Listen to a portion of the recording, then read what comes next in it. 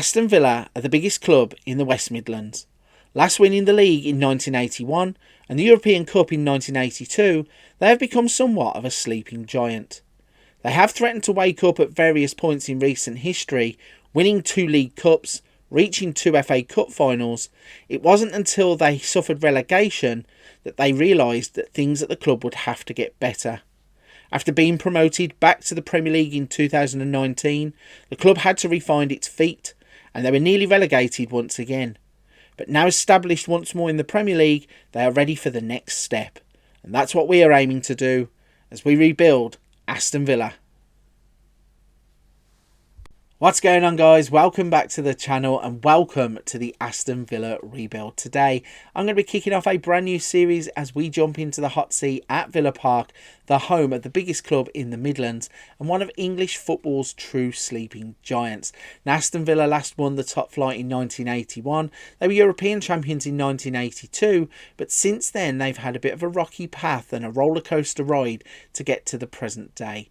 We're going to jump into that hot seat and we're going to try and re-establish Aston Villa as a force in English football. In today's episode, we're going to have a little introduction at the club, show you around, show you what they're made of, and then we're going to jump to the end of the first season and hopefully show you the progress we have made across the first season.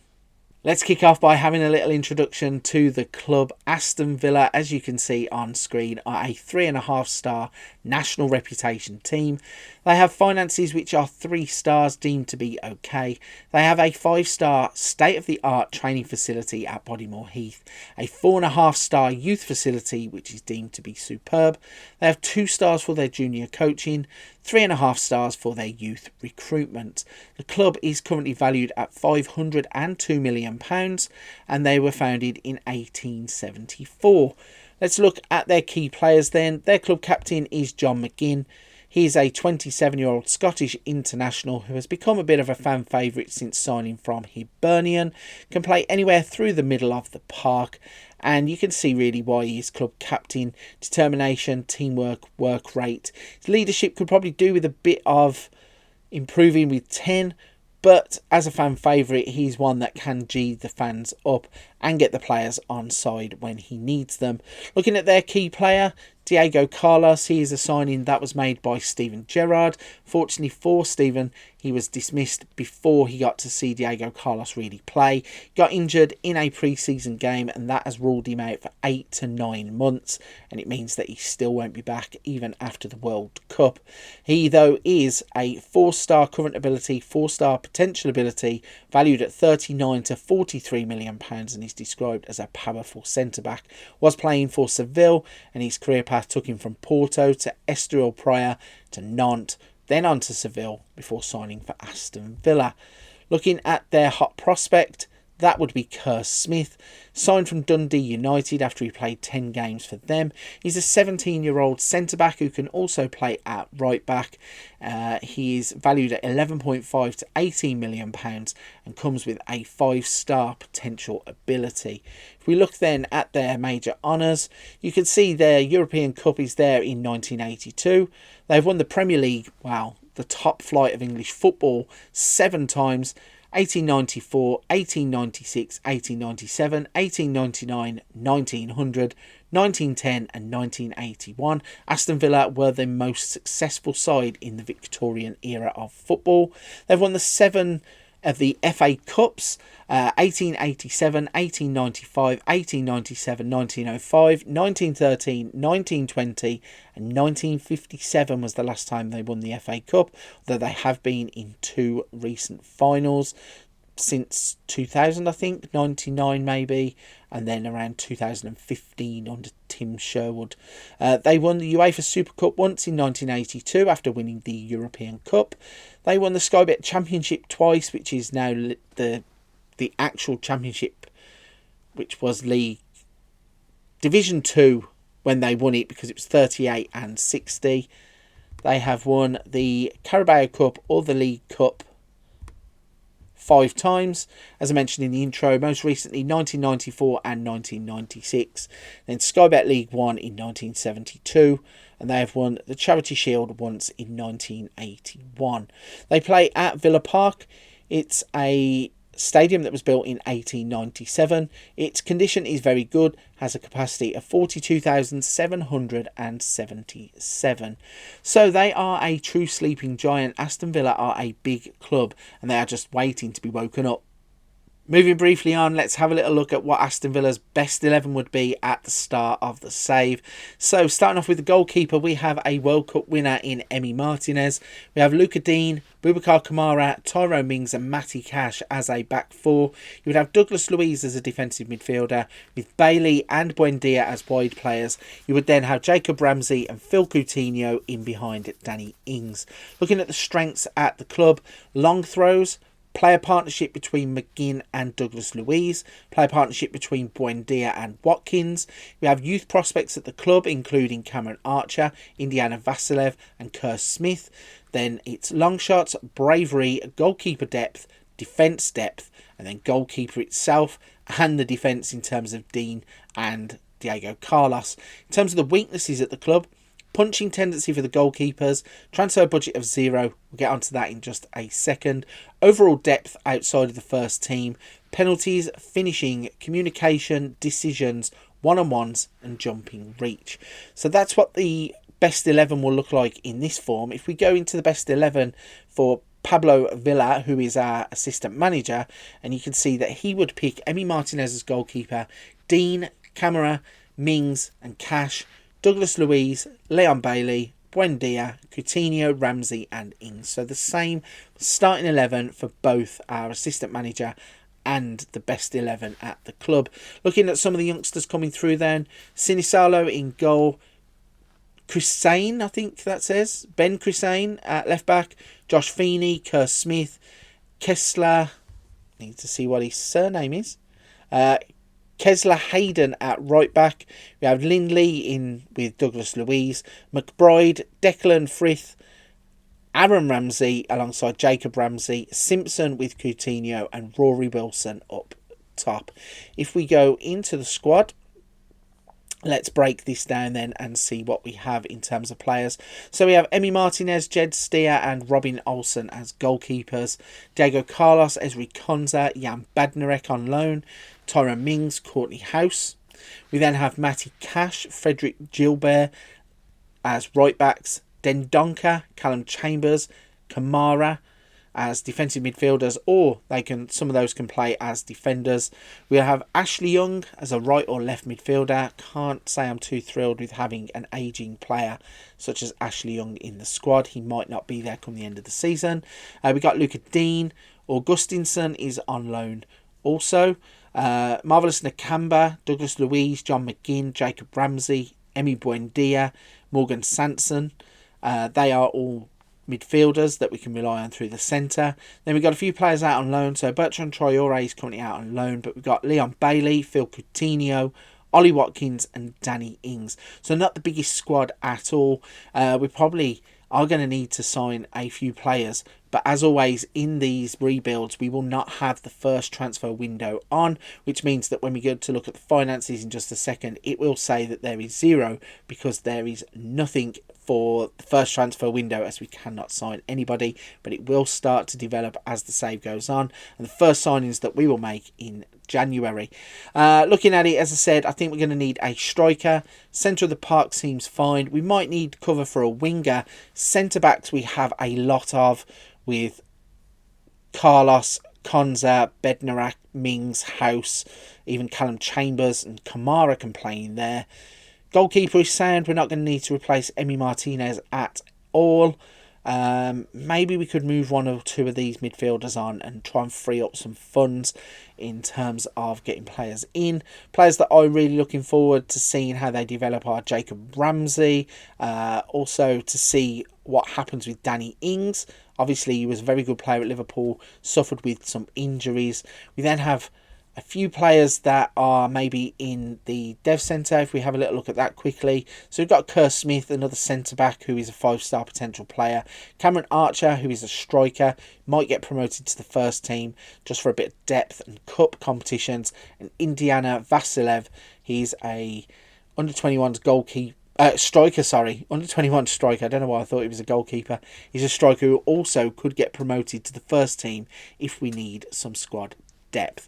So there are certainly some things to think about in terms of what we are going to do in the transfer market. A quick look through the emails will show us what the supporter profile update is like.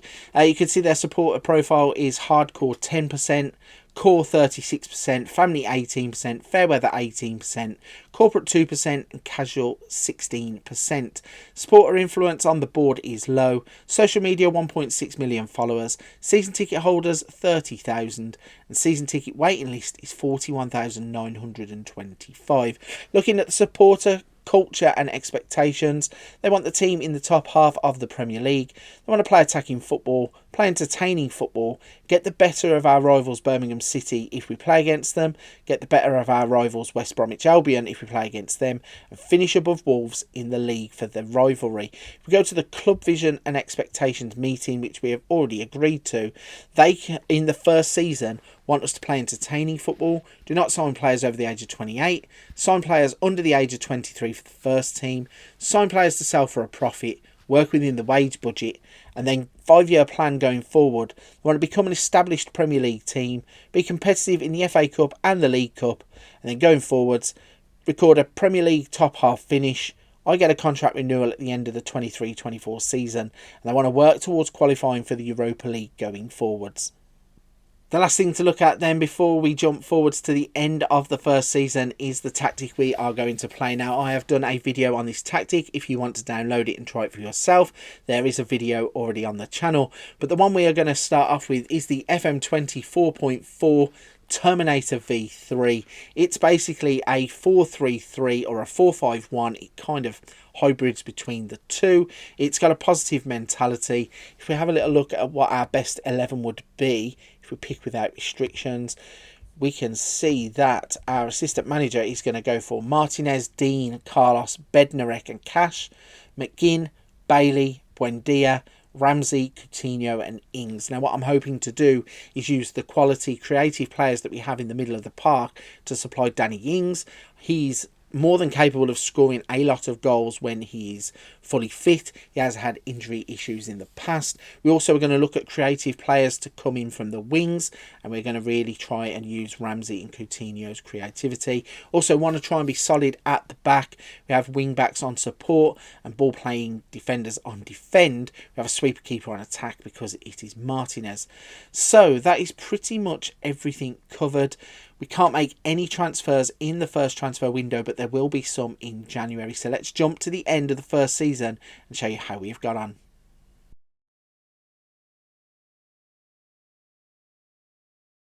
Let's kick off the review of Season 1 by showing you where we have finished in the table. So in the first season of the Aston Villa rebuild, we have managed to secure a 4th place finish. Finished on 75 points from 38 games. We also were knocked out in the quarter-finals of the FA Cup by Manchester City, and we finished runners-up in the Carabao Cup.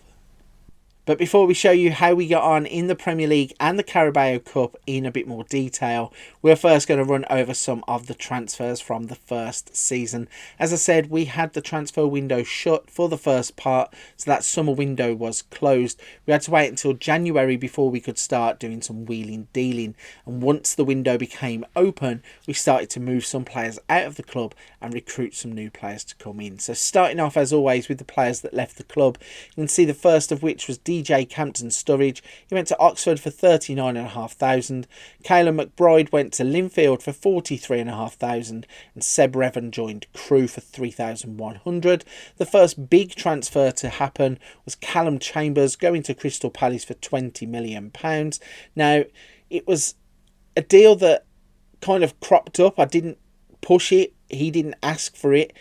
The money was there, and I thought that is exceptional money for a player that I think we can get an improvement on at centre-back. So we kind of just went with it to see what would happen. And sure enough, they paid £20.5 million to take Callum Chambers away. The next player is Frederick Gilbert. He went to Wolves. Not much money involved in this one. Not too sure of how good of a player he really is. But £1 million was all it took for him to move on. Then sold Morgan Sanson to Zenit St Petersburg for £7.25 million. A player again that I feel we could get an upgrade on in the middle of the park. He does have a decent value in 11.5 to £16.5 million, but think we can do a little bit better in that position.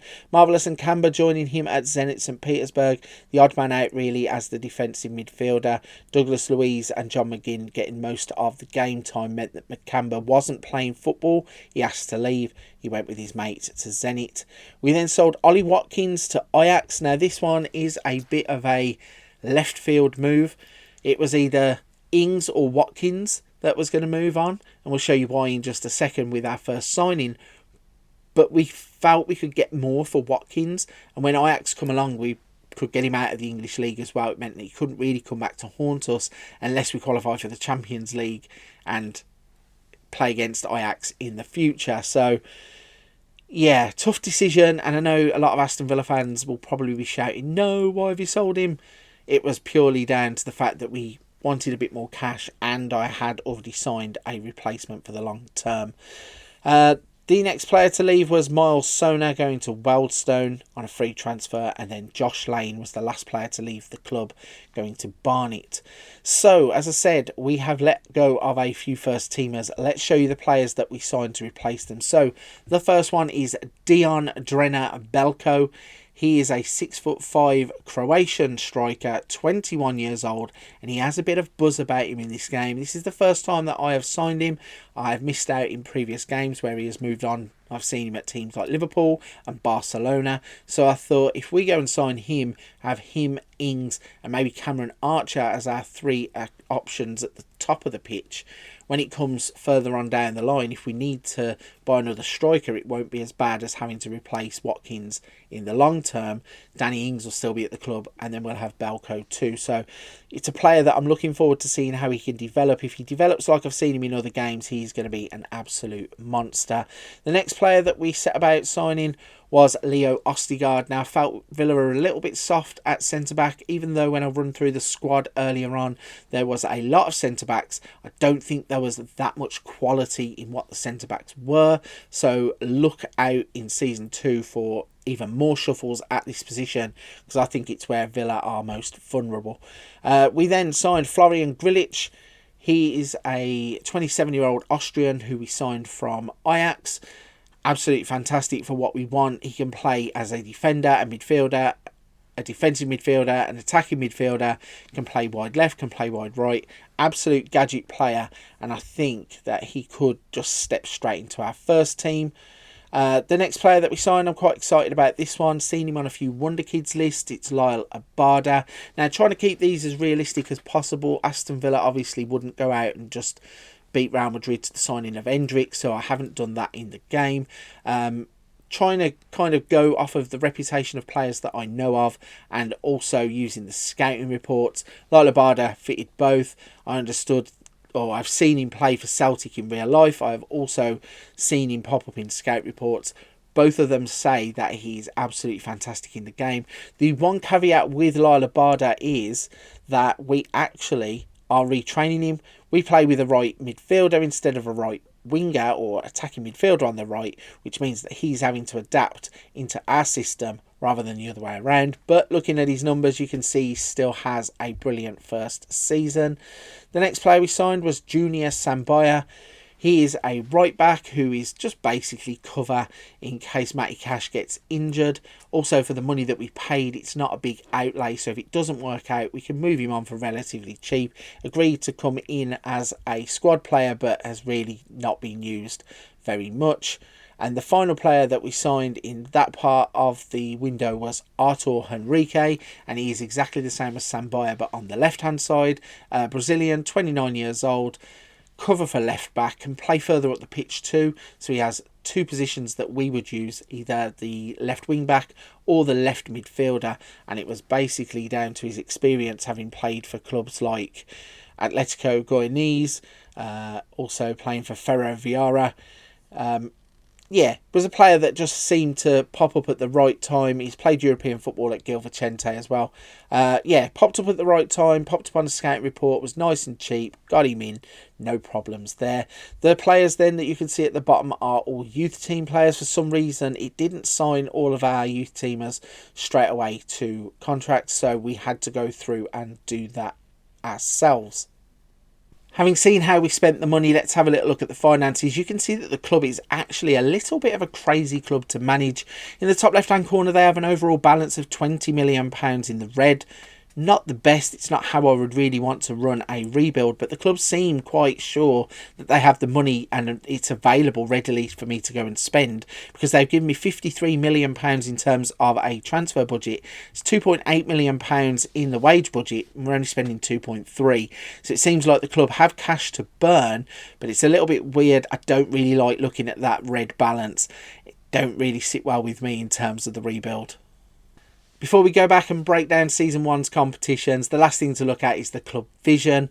The long-term vision and expectations at the club and actionable objectives. They want us to work within the wage budget. We are well within the wage budget. Grow the club's reputation. I think some of the players that we signed will help that. Finishing where we did in the Premier League is going to help that. Informational objectives, so maximum 1-year contracts for players over the age of 34, maximum 2-year contracts over those over 32, and 3-year contracts for players over the age of 30, minimum 4-year contracts for first team players other than that. In terms of the 5-year plan, they now want us to be competitive in the Champions League and record a Premier League top half finish. In terms of the board, then we get an A-. To summarise, the board are delighted with the leadership qualities you are demonstrating. Last season's successes remain fresh in our memories, and our appraisal of your current performance takes that into account. So the board culture is play entertaining football, do not sign players over the age of 28, sign players under the age of 23 for the first team, and play high tempo pressing football. Now luckily they have taken away the signed players to sell on further down the line, because a few of the signings that we tried to sign wanted clauses in their contracts to say they could leave. Luckily for us, 9 times out of 10 we were able to get rid of those clauses, because we were confident we weren't going to get relegated, but the players weren't. So it's not too bad that we have signed the right types of players and we no longer have to try and turn them over for a profit. Notable highlights from the board: pleased with the comprehensive 6-1 Premier League victory versus West Ham. Delighted with the financial aspect of the Josh Lane sale. Delighted with the financial aspect of the Kim Dunleavy signing. So those are 2 U-teamers that the club should have signed themselves. If we look at the supporters, A-. Overall, the supporters are delighted with the job we are doing. Play attacking football and entertaining football, they are pleased. Play high tempo pressing football, they're reserving judgment. And they still want to get the better of Birmingham, West Brom, and finish higher than Wolves. And they want to get the better of them too. They want to record a Premier League top half finish. They are pleased with the comprehensive 6-1 victory versus West Ham, pleased with the 4-0 Premier League dismantling of Brighton, and pleased with the 2-1 league win against Wolves. They were disappointed with the sale of Denzel Amidou, Daniel Wardle, and disappointed with the signing of Edward Myers. Now, Edward Myers is a youth teamer, so I'm not too sure what happened there, why the club didn't sign them, but those are the reasons why we have any negative thoughts from the supporters. We have had a very, very good season. Let's take us back to the competitions tab then and break down the season that we have had. Starting off with the Carabao Cup, let's see how we got through to the final. Starting in the second round, we beat Southampton on penalties after a 0-0 draw. In the third round, we progressed and we faced off against Watford, winning that game 2-0. In the fourth round, we were paired up against Manchester United, beating them 3-2. In the quarterfinals, we were paired up with Liverpool. We beat them 5-4. In the semi-finals, we got paired up against Everton and we beat them 3-2 on aggregate.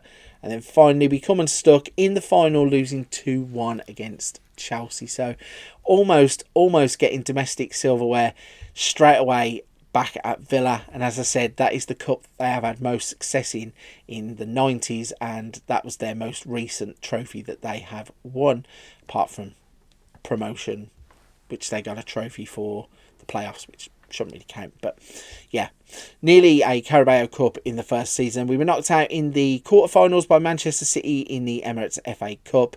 And then in terms of the Premier League, let's break that down a little bit as well. In terms of the stages, you can see that we have finished 4th, played 38 games. We won 23 of them. We drew 6. We lost 9.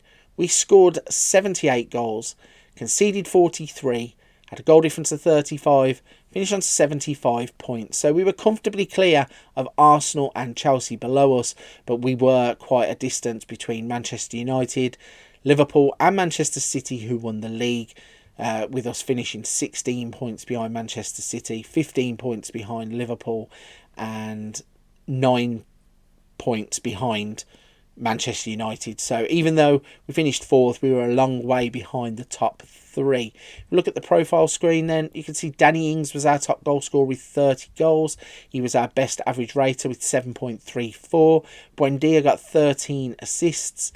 Danny Ings got 7 man of the match awards. In terms of clean sheets, let's find out. Martinez finished 6th with 13 clean sheets.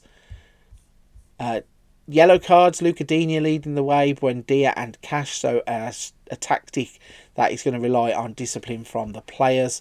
In terms of tackles per 90 minutes, Leon Bailey leading the way with 4.43. Everybody thinks he's a bit of a speed merchant, but playing on that left side of the midfield, he actually was doing a solid job for us. So that's pretty much the season in terms of the competitions. 4th place in the league is brilliant. It's a starting point as to where we can now reference ourselves going forwards. Do not want to be finishing any lower than that. Obviously in the summer we are now going to have money to spend. I don't know how much of it we are going to spend because of the red deficit, but it's there and we can certainly kick on. Before we start to wrap up the end of season 1, let's have a final look at what the squad looks like at the end of the first season. So this is our squad planner and our best 11. It has Martinez in goal, Dean, Konsa, Mings and Cash, McGinn, Bailey, Buendia, Ramsey, Coutinho and Ings. So none of the signings that we actually made are making this version of the best 11. In terms of the strengths in the squad still, it's handling for goalkeepers. Top goal scorer Danny Ings scoring 30 goals in the league is quite impressive. 2nd in the competition. He has also been the best player in form. Player partnership between McGinn and Douglas Luiz is still ongoing. Wage budget, there is plenty of room in the wage budget with an additional £550,000 available. Youth prospects, Aaron Ramsey, Ben Crisane and Kane Kessler-Hayden. We have good aerial reach, reflexes, defensive depth, goalkeeper and defence. Then weaknesses, overall depth, still not a great deal outside of the first team, so obviously we are going to need to strengthen the squad once again. Questions about the squad's marking, lack of determination, better depth would be useful in goal. Penalties, communication, decisions, teamwork, work rate, punching tendency, leadership. So a few things to consider there in terms of going out and trying to sign the right players for the next season. We are going to have a few areas where we can improve. If we look at Pablo Villa's assistant manager report, he has Martinez, Dean, Konsa, Mings and Cash, McGinn, Bailey, Buendia, Coutinho, Ramsey and Ings too. Looking at the youth team players, then we have Moore, Crisane, Smith, Kamara, Kessler. We have Reiki now with John McGinn, Patterson with Bailey, Tariq White, Aaron Ramsey, Simpson and Asplin. I do not know what Asplin's surname is. Asplin Rowley at the top of the pitch. So going forwards with the transfer budget that we have, I do think that we have room to improve the defenders. It's still saying Konsa and Mings are our best 2 defenders. I'm not sold on Tyrone Mings in the game, I'll be honest. In real life, he may be okay, but in the game, I'm not 100% convinced. Might need a stronger deep line playmaker, although it's not highest on the list. We definitely want an attacking midfielder to help out Coutinho and Ramsey. And then Danny Ings obviously up top. We have Belko behind him. So yeah, it's a team that's coming together nicely. At the end of the first season, we have a lot of progress already, and it just shows that the club is ready for that next step. Whether we go and spend all of that money, I'm not too sure because of what's going on with the actual overall balance, but there is room to go and sign players big enough in the wage budget, big enough in terms of the transfer budget. I think it's just, do we go and upgrade across the board, or do we try and pick 1 or 2 players that are really going to bring out a marked improvement in the team? Right, if you're at this point of the video, firstly, a big thank you. Secondly, if you don't mind hitting the like and subscribe button to help the channel out, I really do appreciate it. The growth on the channel across the past couple of months has been fantastic. Appreciate everybody who has taken their hard-earned time to come and interact with the channel. Before you go, don't forget to check out the rest of the channel. We have Wonder Kids, tips, tactics, tutorials, a little bit of something for everybody right here on the channel. But for this one, I'm going to wrap it there. I'll see you on the next episode of the Aston Villa Rebuild soon.